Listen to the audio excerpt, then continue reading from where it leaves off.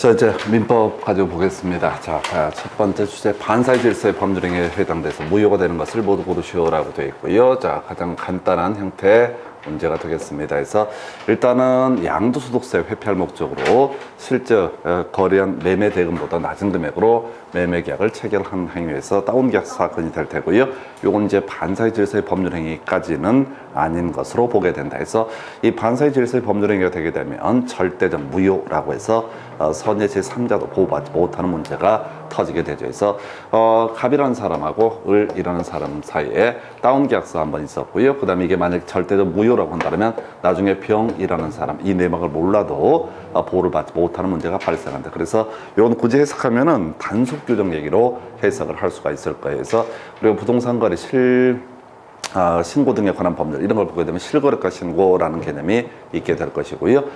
이 실거래가 신고 관련해서 하지 않았을 때 매매계약 자체는 유효한 것으로 해석을 할 수가 있겠다 해서 단속 규정의 문제로 봐야 될 테고, 두 번째 강제성 연탈 목적의 허위로 체결한 매매계약에서 이런 통정 허위 표시로서 무효가 되게 된다. 그 다음에 과도하게 중한 위약벌 약정, 요걸 이제 반사의 질서의 법률행위라고 볼 수가 있겠고, 그 다음에 대리인의 사기에 따른 법률행위, 취소할 수 있는 법률행위 이렇게 가지고 있어. 일단은 무효 얘기를 할 때는 이제 문제 구성할 때 반사의 질서의 법률행위 요렇게 103조냐 위반이 아니냐 요렇게 따지는 게 있고, 또 하나가 무효와 유효, 그 다음에 취소를 비교하는 문제가 있을 수가 있습니다. 해서 그렇게 보셨고, 해서 일단은 답은 D것이 될 테고, 그 다음에 이제 이 기업번 관련해서 단속 규정에 관련한 몇 가지가 있게 되죠. 해서 우리가 허가구역 외 지역에서의 중간 생략 등기 단속 규정, 그 다음에 주택법상 전매 금지 규정에 위반한 전매약정, 이것도 단속 규정으로 볼 수가 있겠고요. 그 다음에 세 번째 이슈가 될 만한 것이 바로 그 정도까지, 유효 얘기. 그 다음에 공인중개사법에서 직접거래 금지 규정, 이것도 소위 단속 규정으로 볼 수가 있겠다. 그래서 답은 1번 이렇게 보셨고, 그 다음 주제 가서 확인을 해보겠습니다. 자, 불공정한 법률 행위 제일 간단한 문제가 될 테고요. 자, 틀린 것을 고르셔서 경매와 무상계약에는 적용되지 않는다라고 하는 것, 답은 3번으로 구성을 해봤고요. 그래서 공박 관련해서는 본인을 기준으로 판단을 하게 된다. 4번 쟁점안 되고, 5번 제일 뒤에 객관적 가치에서 다시 쟁점 정리하면 이렇게 가죠. 공박이라고 하는 거 플러스 현전 불균형이라고 하는 거. 이때 현전 불균형의 기준점은 객관적 가치를 기준으로 판단한다. 그 다음에 경솔과 그 다음에 무경험이라고 하는 거 플러스 현전 불균형이라고 하는 것이 있게 될 테고요. 자, 그러면은 이때는 역시 불공정한 법률행위 될 텐데, 일단은 공박 관련해서 이슈가 됐던 것이 본인을 기준으로 판단한다라고 하는 것, 대리행위에 있어서. 또 하나가 심리적 원인에 의한 것도 공박의 범주에 포함이 된다. 무경험, 일반적인 거래 경험의 부족을 의미하게 된다. 그다음에 이제 경솔과 무경험은 대리인을 기준으로 판단을 하게 된다. 여기까지가 주된 이슈가 될 테고, 그다음에 이제 이런 민법 104조 관련해서는 이건 일반적인 거래 과정을 전제로 하기 때문에 경매나 무상 계약에 있어서는 이런 불공정한 법률 행위에 관한 규정을 적용하지 않는다. 그런데 아직 안 나온 거 하나 있었죠. 악의라고 하는 것이 필요하다라고 할 것, 아직은 출제가 되지 않았던 거예요. 그래서 이 불공정한 법률 행위를 통해서 폭리 행위를 취하겠다는 그런 욕구, 악의가 있을 때만 이것은 불공정한 법률 행위의 문제로 해석을 하게 된다. 해서 요것만 안 나왔고요. 나머지 다 이슈가 됐던 주제 이렇게 보게 됩니다. 그래서 답은 3번으로 구성을 하게 될 것이고요. 그 다음에 이제 검토 드릴 주제 3번 문제 가서 보겠습니다. 자, 통정 허위 표시 무효 선의 제3자에게 대항하지 못한다라고 했을 때 이 선의 제3자에 해당하지 않는 자, 본인과 수익자, 본인과 제3자, 이게 이제 작년에 제3자 관련한 문제가 하나 구성이 됐었고, 요건 이제 아주 유형화되어 있죠. 그래서 만약에 선의 제3자에 해당하는 자를 고르시오, 이런 식의 문제가 구성이 되면 얘 2명을 제외하면 나머지는 다 선의 제3자에 해당이 되게 된다. 그래서 지금 이제 제3자 관련한 이슈가 뭐가 있냐면 통정 허위 표시에서 하나의 쟁점을 삼게 되게 될 것이고요. 통정 허위 표시, 소위 상대적 무효라고 이렇게 해석을 해서 지금 선의 제3자라고 하는 사람 보호를 받게 된다, 이렇게 갈 테고, 저기서는 오늘 뒤에서 이제 문제 보겠지만은 또 하나가 계약이 해제가 되게 되면 계약 해제 소급표라고 하는 것이 문제가 되게 되어서 소급해서 무효가 되게 된다. 근데 해제 전에 완전한 권리를 취득한 사람은 이때는 보호받는 제3자의 범주에 해당이 되게 된다. 보호받는 제3자, 가등압대 이런 식으로 갔었죠. 가등기를 마친 사람, 소유권 이전기를 마친 사람, 가압류 채권자, 그 다음에 대항력을 갖춘 임차인, 가등압대 이런 것들이 보호받는 제3자의 범주에 해당이 된다. 이렇게 간단하게 봐야겠고요.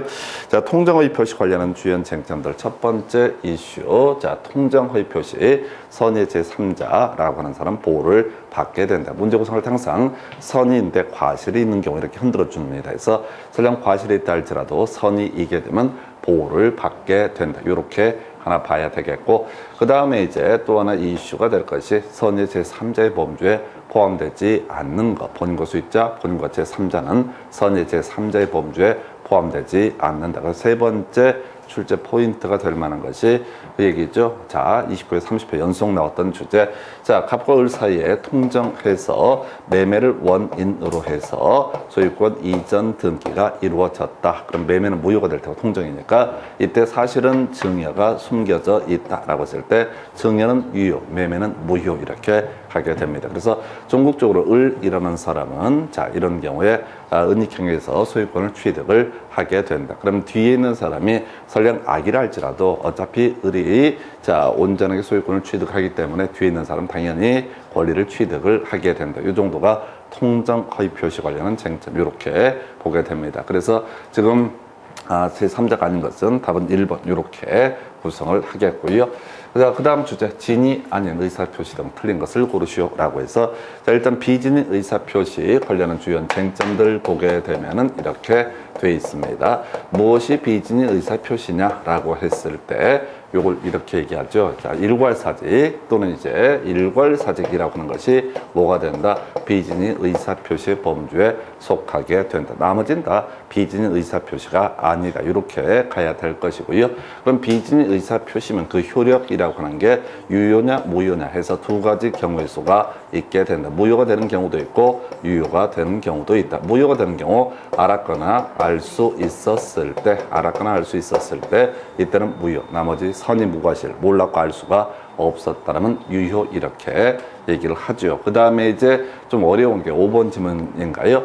대리인의 대리권 남용을 상대방이 알았거나 알 수 있었을 때 그 본인에 대해서 효력이 미치지 않는다라고 해서 이런 비진 의사 표시에 관한 이 조항은 준용하는 것이 있다라고 해서 대리인의 대리권 남용이라고 하는 것, 대리권 남용에 있어서는 자, 비진 의사 표시에 관한 조항을 준용하게 된다. 그래서 상대방이 알았거나 알 수 있었으면 이때는 그 효력이 발생하지 않는다라고 해서 자, 이렇게 일단 그림을 잡아봤고요. 자, 주요한 내용들 1번 상대방이 표의자의 진위 아님을 알았을 때 자, 이때 무효를 주장할 수 있다라고 할 것. 두 번째, 대리행위에 있어서 진위 아닌 의사표시인지 여부 당연히 대리인을 기준으로 판단을 하게 된다. 세 번째, 어떤 비의사표시가 비진위 의사표시로서 무효라고 추정하는 사람, 그 사람에게 입증 책임이 있다라고 할 것. 그 다음에 이제 4번, 이런 진이 아닌 의사표시로서 효력이 없다, 무효라고 전제했을 때 선의 제3자, 즉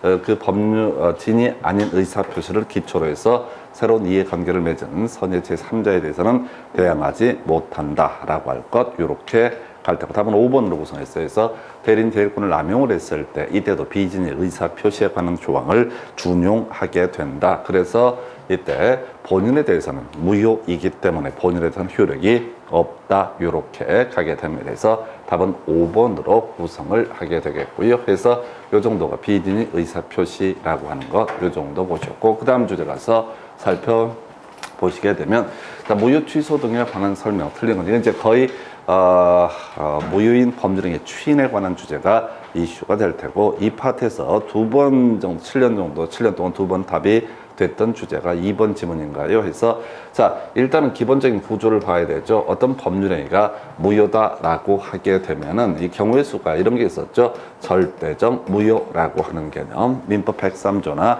104조 위반 또는 이제 효력 규정에 위반한 법률행위, 민법상의 강행 규정 위반한 법률행위 이런 것들은 소위 이제 소위 절대적 무효에 해당이 되게 될 것이다. 그다음에 이제 통정의 표시, 비진 의사 표시처럼 일정한 경우에 상대적 무효라고 하는 것이 있을 수 있다. 해서 자, 무효라고 하는 것은 어떤 법적 효력도 발생하지 않는다. 이게 이제 기본 구조가 되는 거죠. 그래서 어떤 법률행위가 무효라는 얘기는 어떤 법률행위가 있었어, 성립했어. 근데 아무런 효력이 발생하지 않는다. 이런 무효에 대해서 추인이라는 과정을 거치게 되면 이게 경우에 따라서 더 유효가 될 수가 있다. 그래서 이게 이제 무효인 법률행위에 대해서 추인을 했을 때는 당연히 이 추인했던 이 시점부터 더 유효가 되게 된다. 소위 이제 개념상 장래효의 문제로 해석을 해야 되죠. 그래서 무효인 법률행위 추인이라고 하는 거, 그 무효 원인이 소멸한 후에 해야지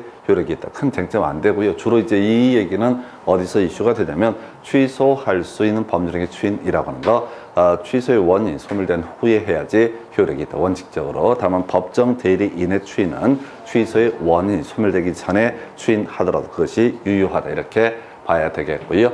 자, 2번 지문을 답으로 한번 뽑은 것 같은데, 무효인 가등기를 유효한 등기로 전용하기로 약정하면 이때 소급해서라고 해서 틀리게 구성이 됩니다. 그래서 좀 어려운 주제가 될 텐데요. 자, 무효인 가등기, 무효인 등기라고 하는 거 가볼까요?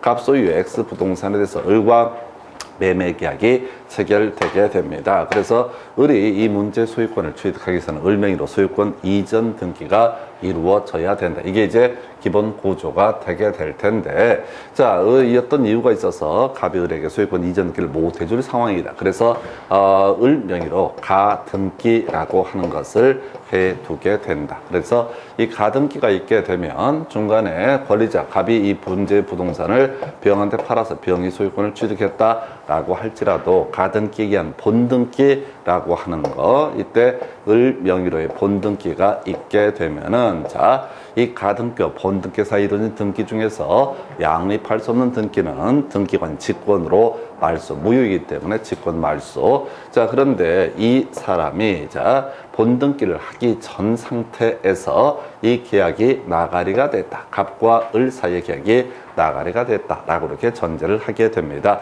자, 그리고 이것도 아직 없는 상태야. 그래서 이 가등기가 나가리가 됐는데, 자, 다시 이걸 갑이 누구한테, 자, 갑이 병한테 팔고자 합니다. 갑이 병한테 팔고자 한다. 그랬을 때 이 가등기를 병한테 이전 등기하는 형식으로 다 재활용할 수가 있다. 그래서 을에서 병으로의 이전 등기라는 게 가등기 이전 등기가 이루어지게 되면 그때 소급해서가 아니라 이렇게 가등기가 이전 등기가 이루어진 시점부터 유효한 것이 되게 된다. 그래서 이 무효인 법률행위 추인 얘기에서는 자, 좀 쉽게 구성하면 통정 허위 표시를 주로 예시를 하죠. 그래서 우리가 추인할 수 있는 무효라는 것은 소위 상대적 무효에 해당이 되기 때문에 통정의 표시 무효다. 근데 추인하게 되면 그때부터 장래돼서 새로운 법률행위를 한 것으로 본다. 이게 이제 30회 때가 나왔던 주제가 될 테고, 그럼 이제 남아있는 것이 어려운 게 이하이야. 자, 무효인 가등기를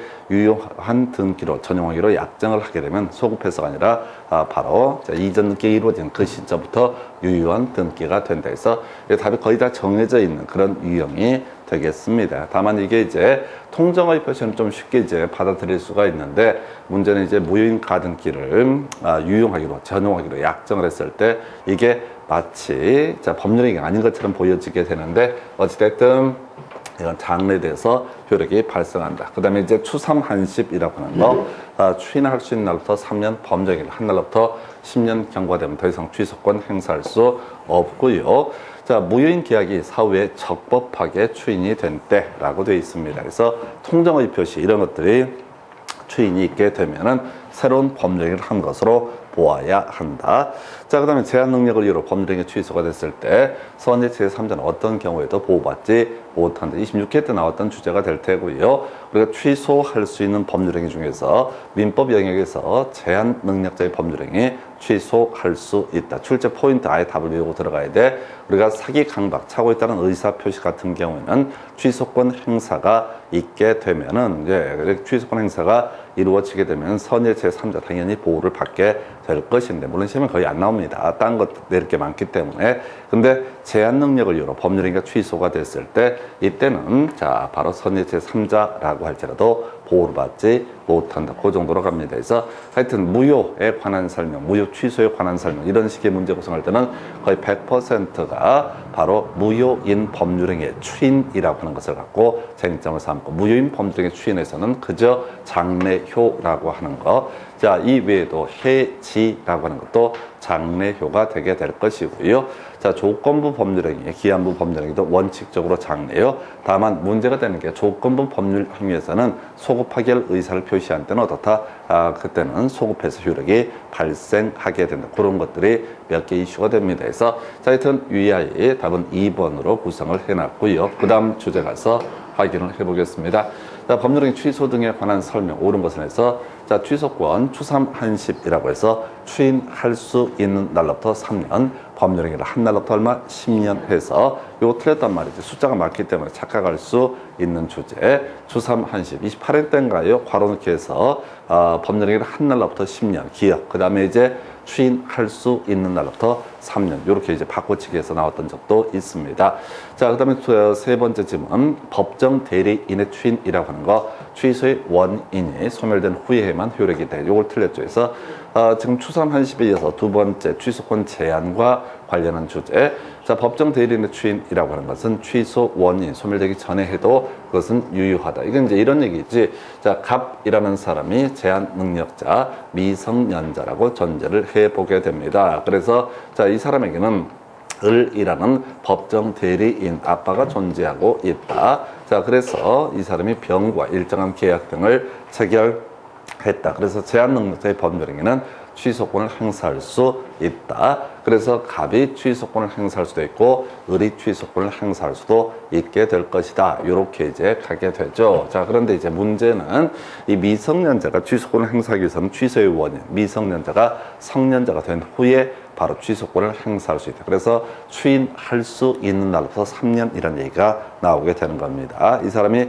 성년자가 되면 추인할 수 있게 될 것이고, 이때로부터 3년 내에 취소권 행사하지 않게 되면 더 이상 취소권 행사를 할 수가 없다. 제척기간 얘기가 나오게 될 것이고, 자, 그런데 이제 이 법정 대리인 을에 의한 추인이라고 하는 거, 자, 갑과 병 사이의 계약 자체가 을이 보기에 참 잘 맺었다라고 판단이 되게 되면은 이 사람이 성년자가 되기 전이라 할지라도 을이라는 사람은 뭘 할 수 있다? 취소권을 행사할, 자, 취소를 할 수가 있다라고 할 거에서 3번 틀리게 구성이 됐고요. 4번 질문, 취소할 수 있는 법률행위는 추인할 수 있게 된 후 취소권자, 포인트, 취소권자가 이행을 하게 되면 추인한 것으로 본다라고 해서 이걸 우리가 법정 추인이라고 부르게 된다. 그래서 법정 추인의 핵심 이슈는 누가 일정한 행위를 한다라고 했을 때 계약이 유효함을 전제로 자신이 채무를 이행을 하거나 또는 이행을 청구하거나 등등등, 누구 취소권자가 일정한 행위를 하게 되면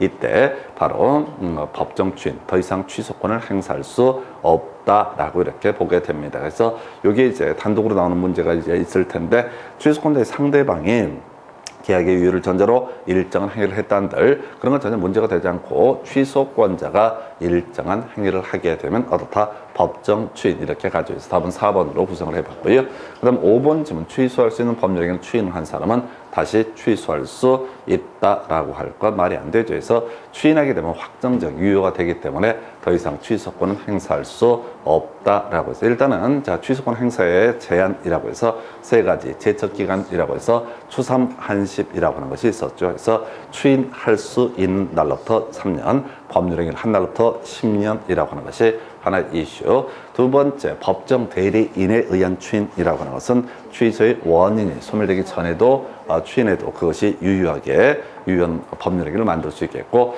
세 번째, 법정 추인이라고 하는 것, 취소권자가 일정한 행위를 하게 되면 이것은 법정 추인으로 보게 된다 해서 답은 4번으로 구성을 하게 됩니다. 그 정도까지.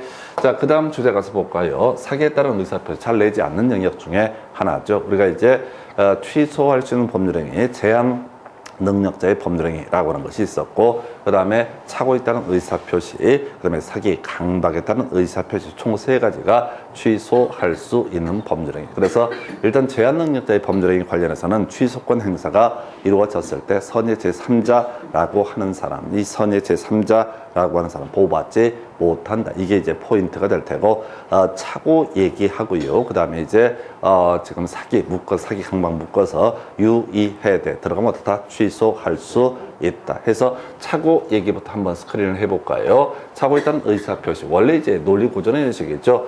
차고를 이유로 해서 취소를 하기 위해서는 중요 부분에, 범죄적인 중요 부분에 차고여야 되고, 두 번째가 중과실이 없다라는 이런 요건을 충족을 해야지 뭘 할 수 있다? 취소권 행사할 수 있다. 이건 이제 워낙 기초적인 개념이 되게 될 테고, 실질적으로는 뭐라고요? 자, 여기서는 이제 실제 암기하실 것은, 자, 유발했을 때, 그 다음에 이용했을 때, 해제했을 때, 그 다음에 이제 강박, 사기 강박 관련해서는 대리인 관련해서 요런 경우에는 어떻다? 취소할 수 있다라고 할 거에서, 자, 지금 유발, 자, 이게 이제 중요 부분의 착오와 연계가 되어 있습니다. 중요 부분의 착오인데 계약 내용에, 자, 그 상대방이 착오를 할 수밖에 없게 자, 착오를 유발을 했다. 그러면, 자, 설령 중요 부분의 착오가 지금 중요 부분에 관한 착오로 보아서 착오를 이유로 의사표시를 취소할 수 있다. 두 번째,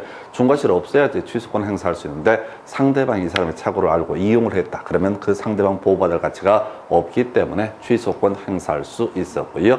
자, 한편 우리가 취소권 행사가 있게 되면 소급해서 무효, 그래서 손해배상의 책임에서 벗어날 수 있다 해서 매도인이 해지했을 때 매수인은 취소권 행사에서 손해배상 책임에서 벗어날 수 있다. 이렇게 가게 되죠. 그 다음에 이제 이 사기 강박에서는 대리인 얘기 하나만 기억을 하시면 될 겁니다. 그래서 지금 7년 동안 2번 나왔었고요. 그 다음에 25회 때 나왔던 게 대리인 관련한 얘기. 대리인이 기망행위를 했을 때, 이때는 바로, 자, 계약을 그냥 취소할 수 있다. 중간에 본인 선임 무과실 항상 깔아줄 텐데 신경 쓸 필요 없이요. 그냥 대리인이 사기 강박을 했을 때는 취소권, 사기를 이유로 의사표시 취소할 수 있다. 이게 이제 어떤 얘기냐면, 원래 이런 식이죠. 자, 본인이, 자, 갑이라는 사람이 갑과 을이 법률 행위를 하게 됩니다. 그래서 갑이, 자, 이 을한테 사기나 강박을 하게 되면 을은 당연히 어떻다? 취소권 행사할 수 있다. 아주 단순한 문제야. 근데 갑의 대리인 병이라는 사람이 만약에 사기 강박을 했을 때 갑이라는 사람이 전혀 내막을 모른다라고 할지라도 당연히 을은 갑에 대해서 취소권을 행사할 수 있다. 이런 얘기를 지금 하고 있는 것이고요. 사실은 이제 중간에 있는 것이 그런 게 있어요. 제3자 병이 만약에 을에 대해서 사기 강박을 하게 되면 원칙적으로 대리인이 아니라고 전제가 되게 되면, 자, 을은 갑에게 취소권 바로 행사할 수는 없고요. 이 사기 강박을 했다는 사실을 갑이 알았거나 알 수 있었을 때 한해서도 다 취소권을 행사할 수 있다. 이렇게 이제 스토리를 잡아가게 됩니다. 그래서, 자, 이 얘기가 전제가 돼야 되는, 일단 답은 5번이고, 이건 무조건 정해져 있어요. 지금 27회 때인가 좀 이상한 게 하나 구성이 됐었죠. 이게 소위 이제 기망행위 아니냐, 이런 걸 갖고 쟁점을 삼아내긴 했는데 거의 쟁점 안 되고요. 무조건 이 파트는 거의 나올 확률이 낮아서 그런 것이지, 나오게 되면은 사기 강박 뜨게 되면 이런 거 볼 것도 없이 무조건 대리인의 사기 강박에 있어서는 본인이 선의 무과실이라 할지라도 다 바로 취소권을 행사할 수 있다. 그래서 최근에 27회 때인가 나왔던 문제 이런 거 있었죠.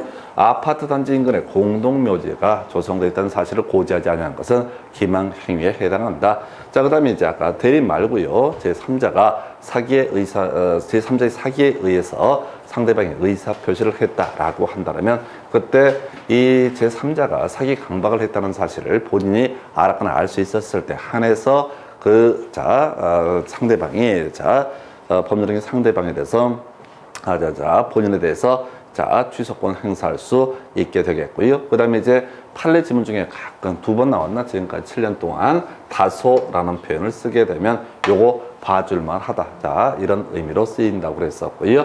그 다음에 지금 뭐 4번은 뭐 상당히 길었던 지금 별 의미 없고요. 하여튼 사기 강박 나오게 되면 제일 유력한 답은, 자, 대리인의 기망에 25회 때 답이 됐던 그 주제, 이 아이가 포인트가 되겠습니다. 그래서, 그래서 답은 5번으로 틀리게 구성이 됐고요. 그 다음 구제 가서 보겠습니다. 자, 복대리에 관한 설명 등 틀린 것을 고르시오. 그래서 가볼까요? 대리라고 하는 거 이렇게 가는 거죠. 갑이 있고 을이 있다. 이 사람이 대리인이다 라고 하는 거 해서 우리가 주로 논의하는 것들은 대리권 수혜를 통해서 대리권이 발생하게 되는 임의 대리라는 개념이 있게 된다. 이 외에도 거의 쟁점은 되지 않지만 법정 대리라고 하는 것은 미성년자의 부모 이런 관계를 가리켜서 법정 대리라고 부르게 됩니다. 그래서 자, 갑이 을에게 자, 이러이러한 계약을 뭐 체결해 달라라는 식으로 대리권을 수여를 해서 만약에 을이 병이라는 사람과 일정한 법률 행위를 하게 되면 이때는 갑과 병 사이에 일정한 법률 관계가 성립하게 된다. 그래서 갑은 병한테 일정한 채무를 이행해야 되고 병은 갑에게 일정한 채무를 이행하게 되는 것을 우리가 대리라고 이렇게 부르게 됩니다. 자, 그래서 대리 법률 관계 이런 식인데, 자, 이미 대리에 있어서 을이라는 사람이 자, 본인의 승낙, 갑의 승낙이 있는 경우 또는 이제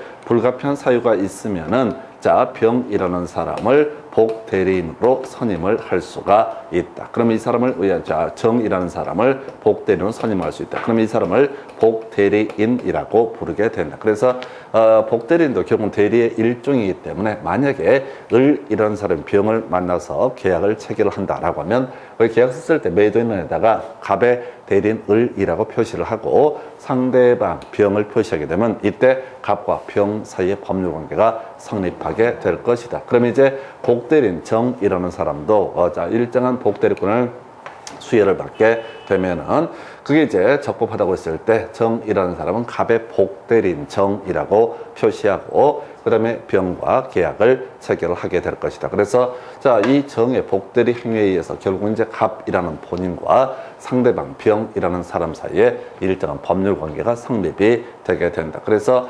복대리인은 대리인의 대리인이 아니라 본인의 대리인이 되게 된다. 왜? 본인의 대리인이라는 얘기는 이 사람의 법률 행위가 결국 누구한테 본인에게 법적 효력이 귀속이 된다는 의미. 두 번째, 법정 대리인 부득이한 사유가 없다 할지라도 복대리인 선임할 수 있다. 이건 별 쟁점 안 되는데요. 자, 요건 이제 좀 이따 보시겠고, 이미 대리인이 본인의 승낙을 얻어서 복대리인을 선임했을 때 본인에 대해서 선임 감독에 관한 책임이 있다 해서 여기 이제 작년 시험 문제 답이 됐었죠. 그래서 을이라는 사람이 자, 지금 복대리인 정을 선임을 하게 됩니다. 해서 본인의 승낙을, 갑의 승낙을 얻거나 불가피한 사유가 있으면 어떻게 할 수 있다? 정이라는 복대리인을 선임을 할 수가 있는데, 그랬을 때 얘가 일정한 법률행위를 했을 때, 자, 지금 우리가 뒤에서 각자 대리라는 표현을 쓰게 됩니다. 각자 대리라고 하는 것은 각 대리인 간에는 서로 터치할 바가 아니죠. 그런데 이렇게 복대리인을 선임했을 때 을이라는 사람은 복대리인의 법률행위에 대해서 일정한 선임 감독의 책임이 있다. 이런 식의 얘기, 작년 시험 문제 답이 됐던 주제가 되겠고요. 자, 그 다음에 복대리인의 대리행위에 대해서는 표현대리에 관한 규정이 적용될 수 없다. 틀리게 구성이 된 사례가 되겠습니다. 그래서 일단 좀 어려운 얘기인데 표현대리라고 하는 것은 일단 스토리가 이렇게 하는 거죠. 첫 번째 출발점이 무권대리라고 하는 것이 전제가 돼야 된다. 무권대리의 특징, 본인이 추인 거절을 하게 되면 어떻다? 본인에 대해서는 책임을 지지 않는다. 본인은 책임을 이 법률행위 내용에 대해서 책임을 지지 않는다라고 하는 것이 기본적인 법률 관계. 그런데 무권대리입니다. 그런데 무권대리에다가 두 번째, 본인이 추인 거절을 했음에도 불구하고 자, 본인한테 책임을 지을 수 있다. 본인에게 책임을 묻게 되는 제도를 가리켜서 표현대리. 그래서 일단 표현대리에 관한 법리 적용되지 않는 것, 적용되기 위해서는 일단 논의의 전제가 무권대리가 됐을 때 어떻다? 표현대리의 문제가 성립할 수 있다라고 이렇게 얘기를 하죠. 그래서 지금 보게 되면 복대리인이 자, 무권대리가 되는 경우가 있을 수가 있느냐? 당연히 있습니다. 예를 들어서 자, 이런 얘기를 하죠. 자, X 부동산에 대해서 을한테 자, 저당권 설정하고 돈을 빌려와라 라는 이렇게 대리권을 수여를 했는데 이 사람이 을이라는 사람이 이걸 팔아버렸다. 그러면 이제 등기 관련 서류를 가지고 있는 걸 이용해서 팔아버렸다. 그럼 권한을 넘는 대리, 표현대리의 문제가 발생을 하게 됩니다. 그래서 자, 우리가 적용이 될 수 없는 것은 하나, 둘, 셋, 세 가지죠. 첫 번째, 대리 행위가 아니었을 때는 표현대리에 관한 법리가 적용되지 않는다. 두 번째, 유권 대리였을 때는 표현대리에 관한 법리가 적용되지 않는다. 그리고 법령이 자체가 무효가 되어버렸을 때 표현대리에 관한 법리가 적용되지 않는다. 그래서 복대리인의 대리 행위라고 하는 것도 경우에 따라서 무권 대리가 되는 경우가 있을 수가 있기 때문에 이때는 당연히 어떻다 표현대리에 관한 법리가 적용이 될 수가 있다. 이런 식의 구조. 자, 그 다음에 소멸한다 해서 앞에 사성파라고 하는 거. 첫 번째 이슈 사망이라고 하는 거, 두 번째 성년 후견 개시, 세 번째 파산 선고라고 하는 거 해서 뭐 자세히 볼 것도 없고요. 그냥 소멸한다라는 명치 앞에는 사성파 있게 되면 이때 바로 대리권은 소멸하게 된다. 제일 어려웠던 게 피한정 후견 개시, 이게 한번 나왔었죠. 그래서 성년 후견 개시는 지방법원에서 이 사람 완전히 맨정신이 아니다 라고 이렇게 100% 맛이 갔다고 보증하는 것을 성년 후견 개시, 이에 비해서 피성년 후견 개시는 가끔 정신이 왔다 갔다 한다라는 식의 정도를 한정 후견 개시. 그래서 이 피성년 후견 개시가 있게 되면 당연히 대리권 소멸하게 됩니다. 그러나 피한정 후견 개시가 있다라고 했을 때는 어떻다? 대리권은 소멸하지 않는다라고 할 거. 그래서 요 정도에서 지금 틀린 거 답은 4번으로 이렇게 구성을 하게 됩니다. 그 정도까지 보셨고요. 자, 그 다음 주제 가서 확인해 보겠습니다. 지금 이제 갑은 자신의 X 토지를 매도하기 위해서 을에게 대리권을 수여했고 을은 갑을 위한 것임을 표시하고 병과 매매 계약을 체결했다 해서 자, 갑 소유의 X 부동산에 대해서 을이라는 사람에게 대리권을 수여가 됩니다. 그리고 을이 병을 만나서 매도인 란에다가 갑의 대리인 을이라고 표시하고 매수인 란에 병이라고 표시를 한다. 그래서 자, 뒤만 가십시다. 계약금을 수령할 수 있다, 취소할 수 있다, 손해배상 청구할 수 있다. 자, 갑에게 손해배상을 청구할 수 있다, 계약을 해지할 수 있다. 자, 그래서 1번부터 가볼까요? 을이라는 사람은 계약금 수령할 수 있다. 제일 쉬운 지문이죠. 그래서 계약 체결 대리권의 범주라고 하는 거, 계약금, 중도금, 잔금 등을 수령할 권한, 대금 지급기를 연기해줄 권한이라고 하는 거. 그러나 이 대리인에게는 계약 해제권은 인정되지 않는다. 그래서 병의 기망 행위로 상대방입니다. 이 아이가 을을 기망을 해서 매매 계약을 체결했을 때 갑이 매매 계약을 취소할 수 있다. 옳은 표현. 그래서 틀리게 뽑으려면 을이 취소할 수 있는 안 돼요. 그래서 을은 취소권 행사할 수 없는 것이고 법적 효력이 귀속되는 갑이라는 사람이 취소권을 행사하든 해제권을 행사하든 갑이 병에 대해서 하게 될 것이다. 또는 병이 경우에 따라서 갑에 대해서 해제나 취소권을 행사할 수 있게 될 것이다. 이렇게 가죠. 자, 세 번째, 병이 적법하게 계약을 해제한 경우 병은 갑에게 손해배상을 청구할 수 있다. 그래서 우리가 계약법 파트에서 해제권 행사가 있게 되면 원상회복의 문제, 그래서 이자 쳐서 지급을 해야 된다. 이런 얘기 있었고, 이 계약 해제라고 하는 것은 손해배상 청구에 대해서 영향을 미치지 아니한다. 그래서 손해배상 청구도 할 수가 있는 사안이죠. 그래서 병은 갑에게 손해배상 청구할 수 있죠. 그 다음에 이제 병이 갑에게 적법하게 계약을 해지한 경우로서 갑이 착오를 이유로 의사표시를 취소했다면 이때 병은 갑에게 손해배상 청구할 수 없다가 돼야 되겠죠. 그래서 우리 앞에서 착오를 이유로 의사표시 취소라고 하는 거, 그 중에 유의해라고 해서 해제 있게 되면 상대방은 뭘 할 수 있다? 착오를 이유로 의사표시를 취소할 수 있다. 착오를 이유로 의사표시를 취소하는 목적은 손해배상 책임에서 벗어나기 위한 것이다 라고 해서 병이 적법하게 계약을 해지한 경우 상대방 본인 갑이 취소권 행사, 착오를 이유로 의사표시를 취소하게 되면 더 이상 병은 갑에게 손해배상 청구를 할 수가 없다라고 할 것. 4번 틀리게 구성이 됐고요. 5번 질문이요. 병의 채무 불이행이 있다. 병이 채무를 이행하지 않는다라고 하면 갑은 병에 대해서 뭐라 하시다? 해제권 행사하고 손해배상을 청구할 수 있다. 그래서 요 정도까지. 근데 이제 민법이라는 게 좀 까다롭고 어려운 이유 중에 하나가 지금 해제, 취소 이런 게 하나의 문제가 다 녹아져 있게 됩니다. 그래서 특별히 이 문제를 어렵게 쉽게 내는 게 아니라 전체가 다 맞물려가는 주제에서 4번을 지금 틀리게 구성이 됐다. 그래서 다시 갑시다. 유의해 중에서 해제하게 되면 상대방은 뭘 할 수 있다? 바로 착오를 이유로 취소할 수 있고, 그때 뭔가 이유가 있어야 되는 거지 소급해서 무효가 되는 게 중요한 게 아니라 어차피 해제해도 소급해서 무효가 되게 되는데, 해제에 있어서는 원상 회복의 문제가 발생하는 데 비해서 취소에 있어서는 다시 해제에서는 손해배상의 문제가 발생하는 데 비해서 취소에 있어서는 손해배상의 문제가 발생하지 않는다라고 할 거예요. 그래서 답은 4번으로 구성을 하게 됩니다. 그 정도까지. 자, 10번 문제까지 보겠습니다. 대리권 없는 자가 타인의 대리인으로서 한 계약에 관한 설명. 틀리면 이게 이제 소위 이름하여 계약의 무권 대리라는 개념이 되게 됩니다. 갑이 본인이 되게 될 테고, 을이라는 사람이 무권 대리인이 되게 된다. 병이라는 사람이 상대방이 되게 된다. 그래서 이들 간에 일정한 을이라는 사람이 갑의 대리인, 을이라는 사람이 갑의 대리인, 을이라고 의사 표시해서 누구하고 병과 계약을 체결했다. 만약에 진짜 을이 갑의 대리인이 되게 되면 이때는 갑과 병 사이의 법률 관계로 해석을 해야 된다. 그런데 이때 을은 대리권을 수여받은 적이 없었다. 그래서 아버지 부동산을 아들내미가 아버지 대리인입니다 라고 개뻥을 치고 계약을 체결했을 때, 이때 계약이 무권 대리에 있어서 기본 법률 관계, 기본 틀도 외우셔야 되지, 본인의 입장에서 생각을 먼저 해보겠습니다. 추인할 수도 있고 추인 거절을 할 수도 있다. 그럼 추인하게 되면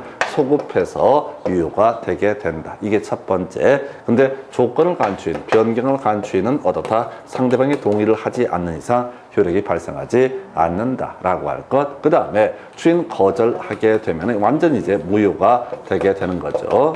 추인 거절하게 되면 무효가 되게 되는. 무효란 얘기는 본인은 법적 책임을 지지 않는다, 이런 의미가 되게 될 테고. 자, 무권 대리인의 상대방 입장에서 생각을 해보겠습니다. 첫 번째, 최고할 수 있다 해서 애초에 무권 대리인이라는 사실을 상대방이 알았든 몰랐든 상관없이 상대방은 본인에 대해서 뭘 할 수 있다? 최고권을 행사할 수 있다. 그리고 출제 포인트가 되는 게 차례권 얘기죠. 그래서 추인 거절의 의사표시가 있기 전까지, 추인 또는 추인 거절의 의사표시가 있기 전까지 선의였던 상대방은 뭘 할 수 있다? 철회권을 행사할 수 있다 해서 최고는 선의 악의를 불문하고 인정되는 것이고, 그 다음에 철회라고 하는 것은 애초에 무권 대리인이라는 사실을 이 상대방이 몰랐을 때, 선이었을 때 한해서 뭘 할 수 있다? 철회권 행사할 수 있다. 이걸 갖고 작년에 그렇게 나왔었죠. 선이었을 때만 최고할 수 있다. 이런 식으로 틀리게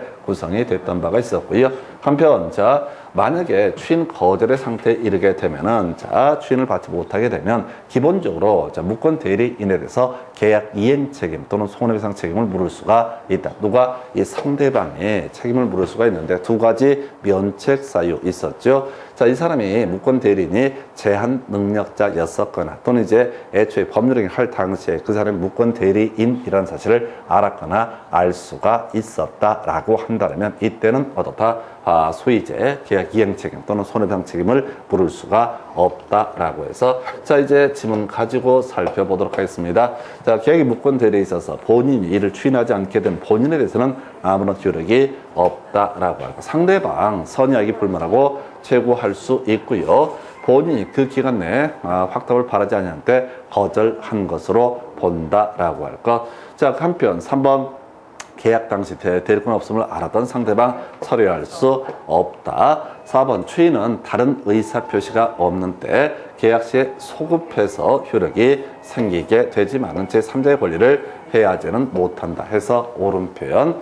무권 대리에서 추인을 하게 되면 소급해서 유효. 5번 무권 대리인의 상대방이 미성년자인 경우, 무권 대리인이 미성년자인 경우 계약 이행을 청구할 수 있다. 요걸 이제 틀리게 구성을 했습니다. 해서 요거 무권 대리인이라는 사람이 제한 능력자이거나 또는 저런 것도 있었죠. 제한 능력자인 경우도 하나가 있었고, 또 하나가 지금 이제 무권 대리한 사실을 알았거나 알 수 있었을 때 이때는 어떻다? 계약 이행 청구 등을 할 수가 없다라고 해서 끊었다 가겠습니다.